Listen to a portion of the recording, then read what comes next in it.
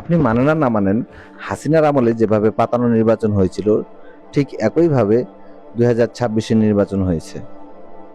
অথচ জামাত এনসিপিকে এটা নিয়ে প্রতিবাদ করতে দেখি না। ভবিষ্যতে নির্বাচন এমনই হবে, জনগণের মতামতের প্রতিফলন ঘটবে না, ডিপ স্টেট মাফিয়া চক্র নির্ধারণ করে দিবে কে ক্ষমতায় আসবে। এখন প্রশ্ন হচ্ছে, জামাত এনসিপি কি ডিপ স্টেট মাফিয়া চক্রকে তোষামোদী করে ক্ষমতায় আসতে চায়?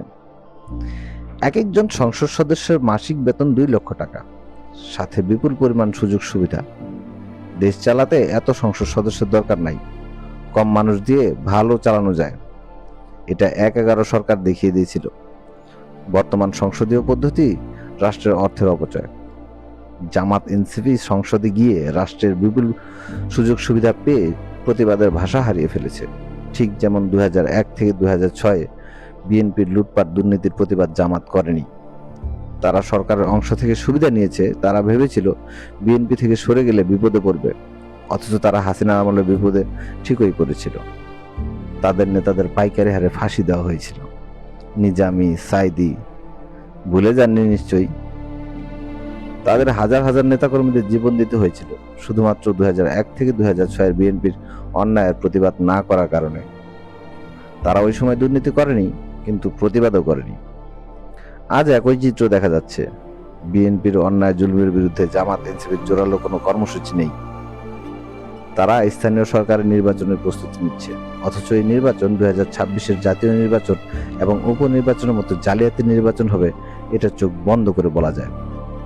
আর প্রতিবার জামাত যেভাবে ভোট নিয়ে প্রতারণা করে, তাতে জনগণ ভোট কেন্দ্রে যাবে না, ভোটের প্রতি আগ্রহ হারাবে। বিএনপির পতন অনিবার্য। আর যদি এই পতন আওয়ামী লীগের মাধ্যমে হয়, তাহলে আওয়ামী লীগ আবার দেশে প্রতিষ্ঠিত হবে, আবারও প্রতিষ্ঠিত হবে জুলুম, অত্যাচার।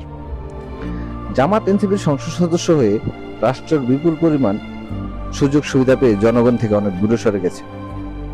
বিএনপির নব্য ফ্যাসিবাদ তৈরিতে জামাত এনসিপির গুরুত্বপূর্ণ ভূমিকা আছে। তাদের এই ভূমিকার জন্য তারা ভুগবে, সেই সাথে জনগণও ভুগবে। যেভাবে 2001 থেকে 2006 বিএনপির অন্যায়ের ঋণ জনগণ ফ্যাসিস্ট হাসিনার আমলে 16 বছর ধরে পরিশোধ করেছে। নাহিদ হাসানাতেরা সংসদে বক্তব্য দিয়ে জনগণের বাহবা কুড়ায়, জনগণ তামাশা দেখে। জনগণের করের টাকায় সংসদ যেন বিতর্ক প্রতিযোগিতার মঞ্চ। তবে হ্যাঁ, এভাবে ব্যর্থ রাষ্ট্রে পরিণত হলে জনগণ বিএনপির পাশাপাশি এনসিপি জামাতকেও ছাড়বে না। তাই জামাত এনসিপিকে বলবো, জনগণের টাকায় সুযোগ সুবিধা ভোগ করা বাদ দিয়ে রাজপথে জনগণের সাথে আসুন, নয়তো আপনাদের ছুড়ে ফেলে নতুন শক্তির উদয় হতে দেরি হবে না।